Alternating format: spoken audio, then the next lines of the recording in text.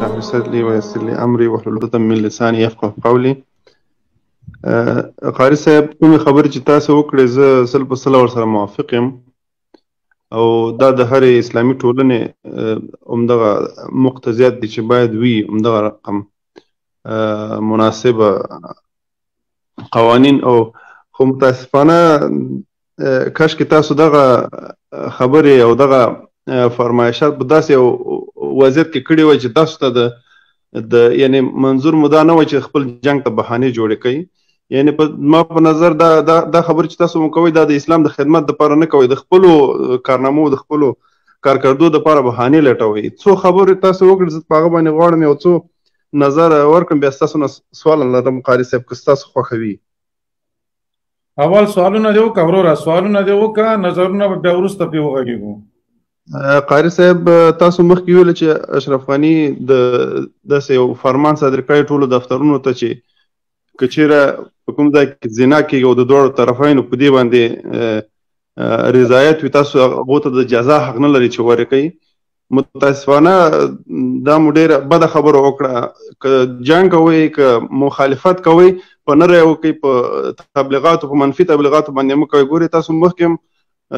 د امان الله خان په وخت کې دا خبرې وې، د نجیب په وخت کې ویلو چې خپل بیا د ډېره مخ د خپل فرش لاندې او د خپل کموت د قرآن شریف نه جوړ کړی. دغه بې ځایه خبرې په در نه خوري، ته د غیر سند نه لرې، بنیاد هم نه لرې. دا ستاسو خبره. بل یو ورور یو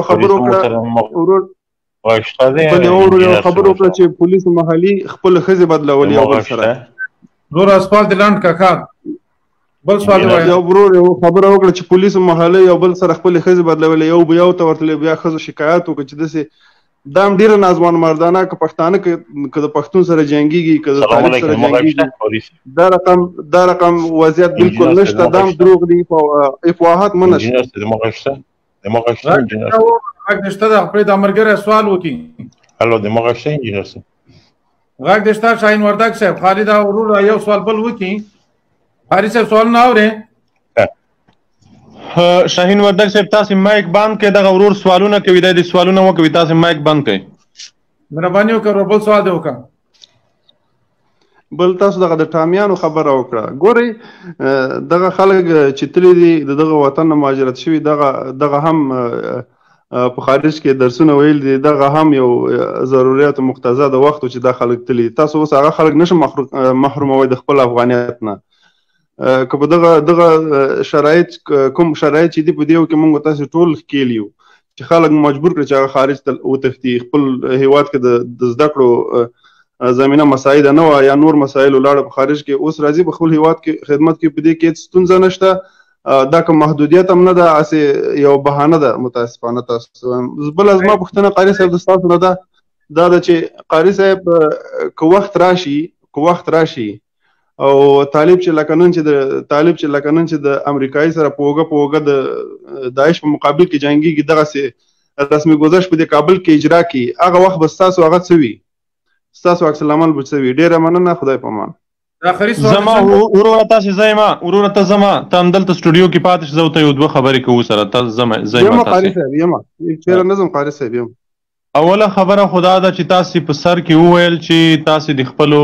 کارونو دپاره بهانې لټوئ. بهانې نه لټوو، په څرګنده وایو د خپل کار د توجیه دپاره، د خپل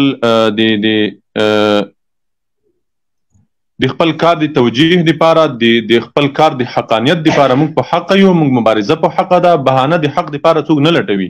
موږ جهاد په حقه ده. ستاسې دا برداشت غلط دی چې تاسې وایئ چې د خپل کار دپاره بهانې جوړوئ. نه، موږ بهانې نه جوړو، موږ جهاد کړی ده، د کافر په مقابل کې مو جنګ کړی ده، جهاد مو کړی ده، د موږ جهاد په حقه ده، د موږ داعیه په حقه ده، موږ شهیدان یو. د موږ مقابل لوری چې څوک وژل کېږي هغه مردار ده، د هغې جنازه نه کېږي، هغه د مسلمان په مقبره کې نه دفن کېږي، هغه د مسلمان په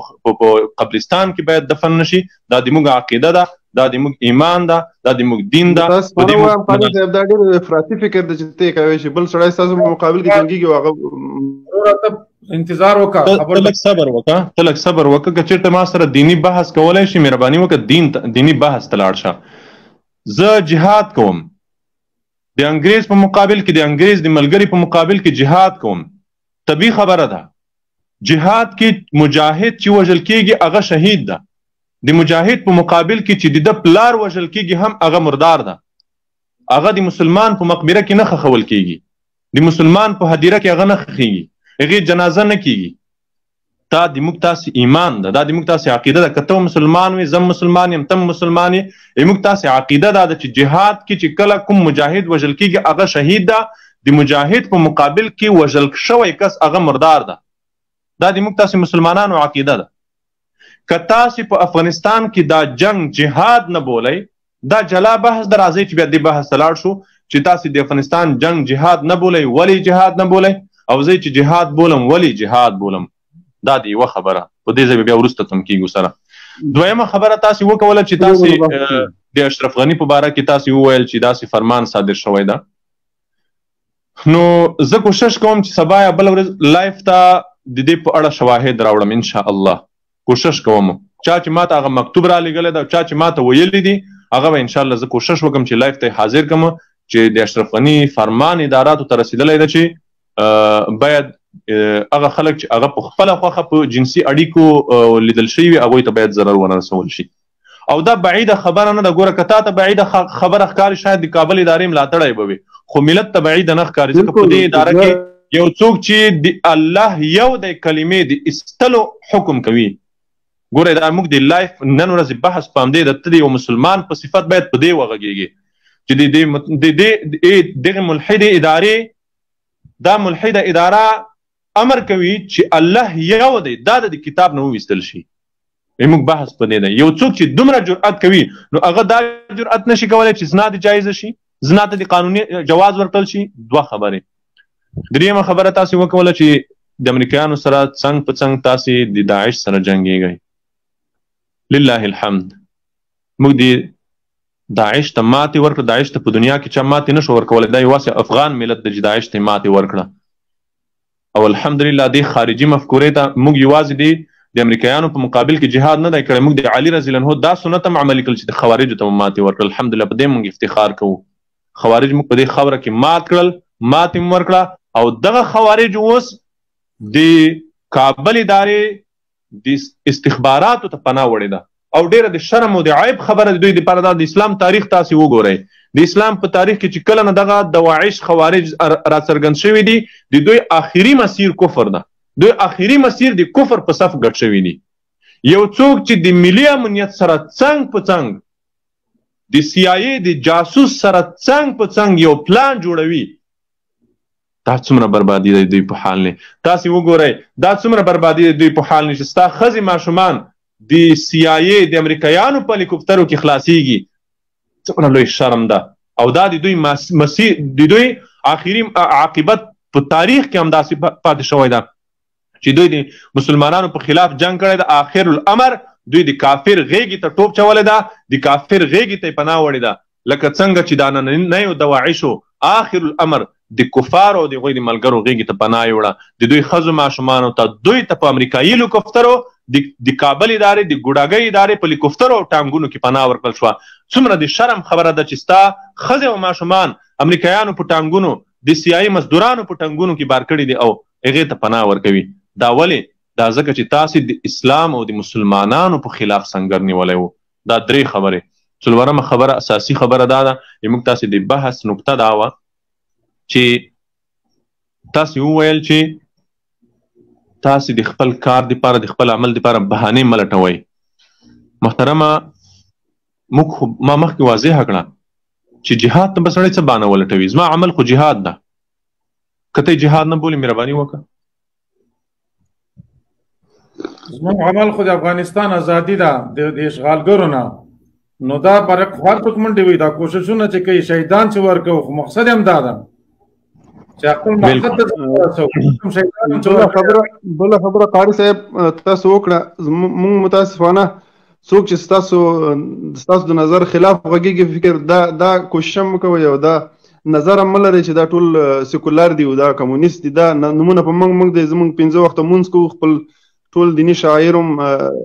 کوم چې الله او رسول ویلي تر کومه ځایه چې موږ سره رسېږي هغه معاملې کړي دي په خپل کور، په خپله ټولنه کې، په خپل ځان. قاري صاحب یوه خبره ورته وکړم، دا وطن په اوس زمانه کې، په اوس زما په نظر دا د افراطي سیکولرانو او د افراطي روحانینو د جنگ میدان ګرځېدلی. په دې کې که روحانیون تاسو موږ ته بهانه ګرځي، تاسو روحانیون موږ ته دا سیکولران بهانه ګرځوي یا سیکولران لطفا تاسو مهرباني وکړئ. افراطي سیکولران پرې د افراطي روحانیونو ته براشو. زه افراطي روحاني یم، زه ستا په اصطلاح زه افراطي روحاني یم او ته معتدل مسلمان یې. ته په دې منځ کې ځان موږ ته معتدل مسلمان معرفي کوي. راځه زه او ته به دوې خبرې وکړو، درې مکالمې به وکړو، مباحثې به وکړو. زه ولې افراطي روحاني یم او ته ولې معتدل مسلمان یې؟ زه ځکه افراطي روحاني یم چې زه په افغانستان کې جهاد فرض بولم، او ته ځکه معتدل مسلمان یې ته په افغانستان کې جهاد فرض نه بولې، ته د هر افغان وژنه ناروا بولې، مطلق افغان وژنه ناروا بولې. همداسې ده که نه؟ بل رقم خو نه وي قاري صاحب. افراطي روحاني قاري صاحب زما مایک بند کړی. قاري صاحب زما مایک بندوي، خبره نه کوم کوي. بیا مایک بندوي، خو به تاسو خبره خلاص کړئ، زه به وغږیږم. مایک د خلاص ده. قاري صاحب پوښتنه درنه وکړله، تاسو ما پوښتنه وکوله چې ته معتدل مسلمان په دې وجه ځان ته وایي چې په افغانستان کې جهاد فرض نه بولې او د هر افغان وژنه ناروا بولې، او زه ما ته افراطي روحاني په دې وجه وایي چې زه په افغانستان کې جهاد فرض بولم او د هر افغان وژنه ناروا نه بولم. همداسې ده که نه؟ ستاسو ګورئ قاري صاحب، هغه اولو کې ستاسو خبرې خو ما ټولې واورېدې. زه خو دلته تاسو ته د یو نیم ساعت کېږي منتظر یم که نه چې تاسو سره سوال وکړم. متاسفانه تاسو خو په ډېرې بښنې سره ووایم هم کوزه خر هم کوزه بر هم کوزه فروش یاستئ، هم خپلې اورئ خپلې کوئ، د بل خبره نه اورئ. ګورئ تاسو کې یو مشکل دا ده، انجینر صاحب ته ماته پرېږده، تاسو کې یو مشکل دا ده چې تاسو د بحث نه کوشش کوئ چې بله خواته منډه ووهئ. اوس زه چې تا نه کوم سوال کوم، ته هڅه کوئ چې ته د هغې نه ځان خلاص کړي، بلې خواته ټوپ واچوي. تا نه زه دوې جملو کې پوښتنه کوم، په دوو جملو کې زه ما او تا دا ټول بحث خلاصېږي. ګورئ زما ستا دا بحث ټول په دوو جملو کې خلاصه کېږي. ته معتدل مسلمان یې ځکه ته وایې چې د هر افغان وژنه ناروا ده، که نه؟ او ته معتدل مسلمان یې ځکه په افغانستان کې جهاد فرض نه بولې. دوه خبرې شوې. زه افراطي مسلمان یم ځکه زه په افغانستان کې جهاد فرض بولم او د هر افغان وژنه ناروا نه بولم. بس دا زما ستا د بحث محور ده. راځه په دې بحث وکړو. زه د جهاد د اسلام یو رکن ده، زه د دې نه هغه نشم کوی، د دې نه زه نشم ویلی چې جهاد نشته. ولې جهاد نه منکر خو کافر ده، جهاد نه خو خود نشي منکر دی. جهاد نه خو هغه د اسلام لوی دشمن. جهاد نه اشرف غنی نه ده منکر. اشرف غنی وایي چې جهاد شته، خو په افغانستان کې جهاد نشته. خبره خو د افغانستان جهاد، زه ته په افغانستان جهاد غږیږو. په افغانستان کې جهاد زه وایم چې شته، ته معتدل مسلمان یې ته یې چې نشته. د افغانستان دغه د جهاد صحیح ده، جهاد صحیح ده. مونږ د جهاد نتیجه هم غواړو ستاسو نه قاري صاحب. تاسو د جهاد په نامه د خلک وژنئ، نتیجه یې ماته راوړئ. وروره جهاد صحیح ده. دا مایک ما بندوي محترمو، دا مایک انجینر صاحب مایک ما بندوي. د ورور سره زه ډېر په نرمه بحث کوم چې دا افغانان د موږ دا بحث واوري. موږ د دولتي او غیر دولتي د رسنیو کار تاسو مو کوئ. نه الحمدلله موږ ته دومره وخت دوی نه راکوي لکه تا ته چې موږ په لایف کې څومره په اخلاقو وخت درکړی دی او څومره خوږ بحث در سره کوو. د موږ هېڅ ملګري ته دغه سیکولران او ملحدان دا وخت نه ورکوي دولت پلوي. کنې تاسو د هغوی لایفونه وګورئ. ګوره زه تا نه بیا هم هغه خپله پوښتنه تکراروم او بلې خواته بحث ته هم زه نظر سره ځم. ته وایې چې په افغانستان کې جهاد منم خو نتیجه یې نشته، که نه؟ جهاد منې یعنې جهاد فرض ده. په افغانستان کې جهاد اوس فرض ده. د امریکایانو په تاسو د امریکایانو په مقابل کې هیڅ جهاد نه ده کړی او تر اوسه هم نه کوئ. ګوره بحث بلې خواته مه وړه. کول نه کول ځان ته بحث د فرضیت نه غږېږم. جهاد فرض ده د امریکایانو او د امریکایانو د ملګرو په مقابل کې، او که نه؟ او یا نه جواب راکړه لنډ. جهاد فرض ده او که نه؟ فرض نه ده. نه ده فرض. خلاص خبره شوه. ولې نه ده فرض؟ ځکه څوک چې دغه د جهاد نارې وي هغه خپله د اسلامي شاعرو د اسلام په ضد متاسفانه استفاده کیږي. جهاد ګوري چې ماته څوک د فرنګي استعمار راوړي د پنجابي د استعمار جوړه مګنوي هغه کوشش کوي د امریکای سره خبره ته نه ځو وګدو خبره ته نه ځو لاندې سره خلاصو زه وایم چې جهاد فرض ده ځکه زما خاورې ته انګریز راغلی ده د توپ او ټانک سره کنه انګریزان خو دلته د بلچې او د کولنګ سره نه دي راغلي کنه خو انګریزانو سره خو توپونه او ټانګونه او وسلې ورسره دي هلیکوپټر ورسره دي بمبارونه کوي چاپی وهي د افغانانو په کورونو خېږي زه ستانه پوښتنه کوم ته معتدل مسلمان یې رب اشرح لي صدري ويسر لي امري دا اول آیات مو ویلو معتدل مسلمان ته الله دې تاسو اجر درکړي بالکل ګوره جهاد فرض نه دی قاری صاحب خو خبره جهاد په دې فرض نه دی زه سوال دی وکم چې کله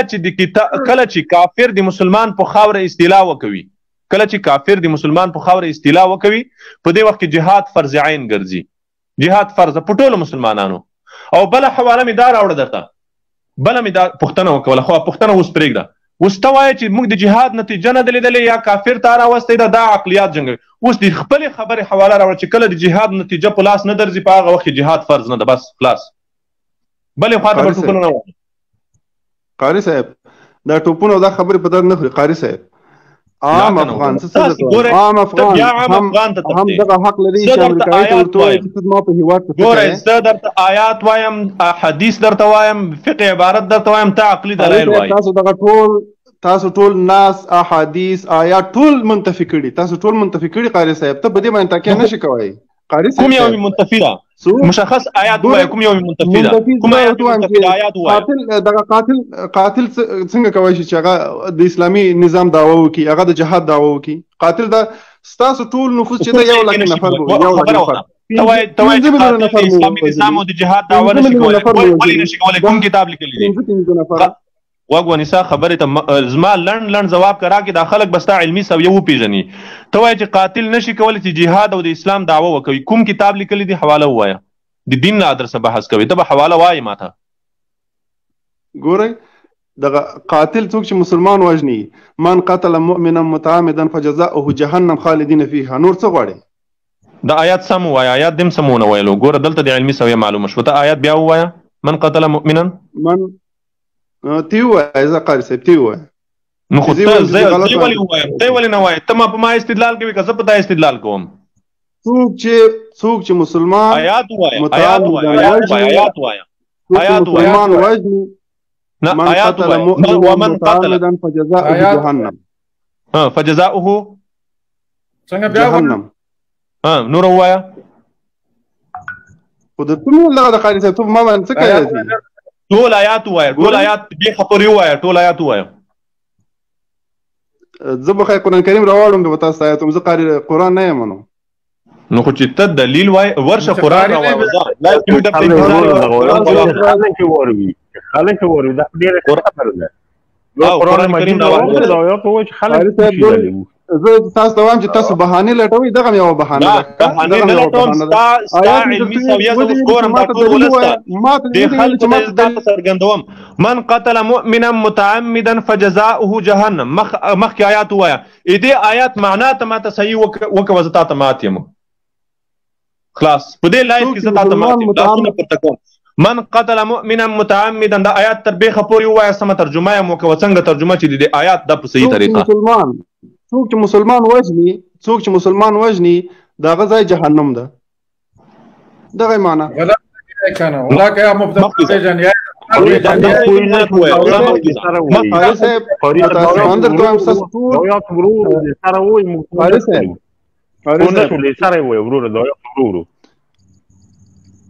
آیات وایي دغه رزه دینه مزیات نه ده دغه نه ذکر چې نه ده زدا ګوره ته آیات نه ده زدا نو ته ولې په دومره لویه قضیه کې د دین له ادرسه بحث کوي قاری صاحب بهانه ته ستا علمي سویه دومره ده چې تا آیات سم نه ده زده تا د قرآن یو آیات سم نه ده او د افغانستان د جهاد په قضیه کې ته زما سره استدلال کوي څومره افسوس ده ستا په حال ولې موږ تاسې خپله سویه نه پېژنو ولې خپل حد نه پېژنو ستا چې څومره علم ده ستا چې څومره ساویه ده د هماغه اندازې مطابق بحث وکړو هماغه خلک چې همغه خلک چې تاسو انتحاري کوئ همدغه زما په اندازه باندې هم نه ده زده قاري صاحب متاسفانه هغه مجاهد ده ګور هغه مجاهد څه ده ګور خبره وکړه مجاهد څه ده مجاهد خبره وکړه نظام قایمېږي کله چې اسلامي نظام قایمېږي قاتل ته وایي چې قاتل اسلامي نظام نشي قایمولی ګوره ورور خبرې ته غوږ نیسه مجادله مه کوه دا د سیکولرانو لایف نه ده ته وایې چې قاتل اسلامي نظام نشي قایمولی قاتل جهاد نشي کولی او په مقابل کې دا آیت پیښ شوی چې ومن قتل مؤمنا متعمدا دا آیت دم سم ویلی نشي اخره پورې نشي ویلی او بیا استدلال په دې کوي چې دا جهاد او اسلامي نظام نشي قایمولی بیا وایي چې ستاسې انتحاریانو دومره علم هم نشته انتحاري نه فدایي ورته ویل کېږي د مجاهد دپاره دومره علم ضرور نه ده خو ته چې استدلال کوي دلته تا دپاره علم ضرور ده مجاهد دپاره ته اسلام تعریف وګوره نبي کریم صلی الله علیه وسلم ته ګوره نبي کریم صلی الله علیه وسلم ته په یوه غزوه کې یو کافر راغی ورته یې وویل چې یا رسول الله زه چې جنگ میدان ته لاړ شم د کافر ووژنم دی به چېرته ځي نبي کریم صلی الله علیه وسلم یې ته وفرمیل چې دی جهنم ته ځي پیغمبر علیه السلام ته ده وویل چې زه چېرته ځم ده ویې ته وویل چې زه جنت ته ځم ته به جنت ته ځې نبي کریم صلی الله علیه وسلم ته یې وویل چې کلمات ووایه نبی کریم صلی الله علیه وسلم تو فرمایي چې لا اله الا الله وانا عبد الله ورسوله هغه کافر ګورئ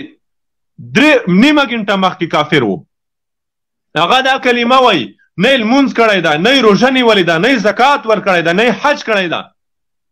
نه ستا په څېر رب اشرح لي صدري ويسر لي امري واحلل عقدة من لساني دا د قرآن آیتونه ویلي دي چې تا په سر کې وویل دا مبارک آیتونه الله دې اجر درکړي نه دا آیتونه ویلي دي نه د دین له ادرسه داسې استدلال کړی د لکه تی چې کوي خو لاړی په جنگ په میدان کې شهید شو نبی کریم صلی الله علیه وسلم وفرمیل چې عمل قلیلا واجر کثیرا عمل ډیر کم وکولو خو ډیر لوی اجر ورته نصیب شو دغه د کابل ادارې ګوډاګیان کله کله یو شپونکی راونیسي هغه شپونکي نه پوښتنه کوي چې تل لمونځ وایه هغه بیچاره لمونځ نه وي زده بیا دوی وایي چې دغه مجاهد د وګوره د لمونځ هم نه ده زده اول خو دا مجاهد نه ده که بیا مجاهد وي لمونځ دې نه وي زده جهاد خو کوي ستا په څېر خو د امریکایانو ګوډاګی نه ده د جهاد دپاره لمونځ شرط نه ده چې لمونځ به یو څوک نه کوي نو هغه به جهاد هم نه کوي تاسې د اسلام تاریخ وګورئ اسلام نظام خبر کوي بیا هم که چېرته ته د دین له ادرسه بحث کوې زه ستا ایخوا عقلي دلایلو ته نه پرېږدم تا نه ما پوښتنه وکړله آیت وایي من قتل مؤمنا متعمدا فجزاؤه جهنم دا آیت د سم ونه ویلو که دا آیت ویلی شي را میدان ته شه دا آیت نشي ویلی تا نه بیا ما پوښتنه وکوله چې کافر د مسلمان په خاوره کې د تورې او نیزې د توپ او ټانک سره اوسېدلی شي ما ته حواله ووایه ته په عقلیاتو سر شوې بیا تا وویل چې کافر انګریزان تا راوستي دي تا ته ما وویل چې که انګریزان ما راوستي وي صحیح ده ما راوستي دي ته هم مسلمان یې که نه ته خو داسې ما په هغه نه خلاصېږي تا ته د اسلام څخه حکم متوجه ده بیا دې هم حواله رانه وړه بیا تا نه ما پوښتنه وکوله چې تا وویل چې د جهاد نتیجه په لاس نه راځي تا ته ما وویل چې ووایه حواله کړه کوم کتاب لیکلی دي امریکایانو په خلاف جهاد فرض ده یو کتاب راوړه یو کتاب حواله راوړه چې دې کتاب لیکلی دي چې که چېرته د جهاد نتیجه په لاس نه درتله بیا جهاد فرض نه ده قاري صاحب ته موږ ته وخت نه راکړې قاري صاحب ګوره وخت ځکه نه درکوم چې تا عقلي دلایل وایې عقلیات جنګوي کتاب ته راشه د کتاب حواله ووایه قاری صاحب دا په علمي بحث نه پوهېږي په کتاب نه پوهېږي دا پرېږدي دوه خبرې ورته وکړم دا د جوابونه زه ورته انجینر صاحب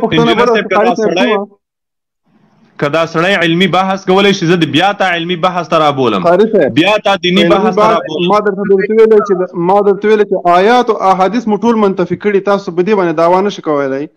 کوم یو منتفي ده مشخص یو آیات ووایه تا ته زما چیلنج ده یو آیات ووایه زه دغه آیاتونه نه دي خبره ته وګورئ په اوس وخت کې جهاد او اجتهاد دواړه لازم ورزي کوم آیات ما منتفي کړی ده یو آیات ووایه زه یو آیات ووایه زه ګوره بلې خواته ټوپونه مه وهه که نه لطفا کوم آیات موږ منتفي کړی ته یو آیات ووایه زه دغه کوم چې تاسو خپل نسې د خپلو دلایل د خپلو اعمالو دپاره ښیي قاري صاحب کوم یو مثلا ته ووایه یو آیات خو ووایه زه یو حدیث خو ووایه چې لیدونکي اوریدونکي ستا علمي سویه وویني آیات او احادیث قاري صاحب آیات او احادیث پرېږده کوم حدیث تاسو منتفي کړي مخکې درته ویلې خو د هغه نه تاسو ډنډوره جوړه کړه کوم یو آیات خو ووایه د خدای بنده دا یو آیات د تبارک دپاره مو ووایه زه په دې لایف کې خو ته یو آیات د تبارک دپاره مو ووایه قاتل نه یم چې بل آیات درته ووایم ته دغه نه چې زه قاتل نه یم خو زه قاتل یم خو ته یو آیات خو ووایه لطفا بالکل زه قاتل یم زه ته یو آیات ووایه قاري صاحب څوک چې 15 میلیون انسانان وژني هغه څنګه د اسلامي نظام ادعا کوي او قاري صاحب هغه څنګه د جهاد او د اسلام او د الله د نه کوم ته دلیل ووایه ولې نشي کولای ته خو یو آیات ووایه یو حدیث خو ووایه اقلا یو آیات خو وایه په دې لایف کې چې هغه 2.5 کسان خو تا دا یو آیات واوري یو حدیث خو ستان واوري قاري صاحب زه څه وایم ته څه وایې زه دا ته وایم چې په دې لایف کې دا یو آیات خو د تبرک دپاره ووایه تا ته زما چیلنج د یو آیات خو د تبرک دپاره ووایه د معنی سره کوم آیات موږ منتفي کړی ده زه یو آیات ووایه او ته بلې خواته منډې وهې تا عقلیات جنګوي تا نه ما 4 پوښتنې وکولې 4 زیاتات ما استدلال د قرآن او سنت نه وکولو او ته په مقابل کې عقلیات جنګوي ته وایې چې امریکایان تا راوستي دي ما درته وویل چې ما راوستي دي ته ځان رانه خلاص کړه په کتاب ځه ته خو مسلمان یې ته څه کوې ته وایې چې د جهاد نتیجه منتفي ده ما ته نه پوښتنه وکول چې راوړه حواله چې د جهاد نتیجه په لاس نه درځي تا باندې جهاد فرض نه ده قاري صاحب تاسو به د دیني زده کړې د مسلمان په خاوره کې کافر د کفر ټانک سره اوسېدلی شي او که نه تا نه ما حواله وغوښته ته بیا بلې خواته لاړې اوس ته وایې چې تا هسې آیتونه منتفي کړي دي نو که آیات ما منتفي کړی خو ته خو یو آیات ووایه کوم آیات ما منتفي کړی ده ځه یو آیات ووایه قاري صاحب یو آیات یا یو حدیث یو آیات یا یو حدیث ووایه ځه چې ما موږ منتفي کړی تاسو سبب د دغه موجودیت د دغه یاستئ او قاري صاحب دغه موجودیت سبب تاسو یاستئ چې جنګ نه وي هغه ته ثبت کوي چې جنګ نه وي چې انتحاري نه وي چې یو آیات یو حدیث ووایه یو آیات ووایه یو حدیث ووایه انجینر صاحب وروره سړی تاسو ته حیران شي انجینر صاحب د آیات پوښتنه کوي د خدای بنده انجینر صاحب نه ته ولې د آیات پوښتنه کوي انجینر صاحب زما سره لګیا ده ته زما سره لګیا یې ته وایې چې تاسې آیتونه او حدیث منتفي کړي دي تا ته ما چیلنج درکړو چې یو آیات په دې لایف کې ووایه چې ما منتفي کړی ده یو حدیث په دې لایف کې ووایه چې ما منتفي کړی ده دا 2.5 کسان تا ګوري ستا ته انتظار دی یو آیات ووایه کوم چې تاسو وایي ټول منتفي کړي قاري صاحب ټول منتفي کړي قاري صاحب یو وایه د خدای بنده ته یو لوی مولوي صاحب یو لوی مفتي صاحب په اول د سر کې چې کله راغلی رب اشرح لي صدري ويسر لي امري واحلل عقدة من لساني دغه آیتونه زه بیا ووایه سره د ترجمې بالکل اخره پورې دا 15 آیتونه ووایه کوم قاري صاحب دغه آیت موږ دغه دپاره وویل چې کوم څه راغلی کوم موضوع چې دا موضوع ای وروره زه ستانه یوه ډېره مؤدبانه غوښتنه کوم د الله په خاطر د الله د رسول په خاطر د دې بیچاره دربدره ولس په خاطر د الله په خاطر دا دین مه تحریفوئ دین مه بدناموئ د خپلو خواهشاتو دپاره چې هر څه کوئ وایي کوئ د دین له ادرسه داسې مه کوئ لطفا سوال درته زولی درته غوړوو چې د دین نه بده استفاده مه کوئ د دین له نومه بده استفاده مه کوئ که چېرته تاسې علمي بحث کولی شئ دیني بحث کولی شئ موږ درته ناست یو قسم په الله 20 غنټې لایف زه ستا سره تیار یم چې در سره وایي کوم خو ته به ماته د کتاب حواله وایې دیني بحث به کوې او تا ته زه بیا وایم ته وایې چې آیتونه به منتفي کړي دي حدیث منتفي کړي دي زه بیا تا ته وایم چې راشه یو آیت د تبرک دپاره ووایه سره د معنا یو حدیث د تبرک دپاره ووایه سره د معنا دا لایف کې دا دومره کسان تا ته انتظار دي او که چېرته یې نشي ویلی نو لطفا د دین له ادرسه داسې مه کوئ د دین له ادرسه دا کار مه کوئ سړی لاړو پسې لګه چې انجینر صاحب نه مایک بند شو دغه ما ورته ویلې که دا نشي ویلی نو تخته وروره وایه کوه که یو آیات او یو حدیث کې زده نه وي ځان باسه انجینر صاحب بس تیښته یې پرده وه دغه خلک چې دي ګورئ د دین له ادرسه چې دلته څوک راځي تر اوسه پورې زه تاسو ته قسم خورم دا ټول خلک یې ویني دا لایف تر اوسه پورې دا سړی والله که موږ پیدا کړی وي چې هغه د قرآن یو آیات صحیح وویل شي یو حدیث صحیح وویل شي دا د دوی علمي ساویه ده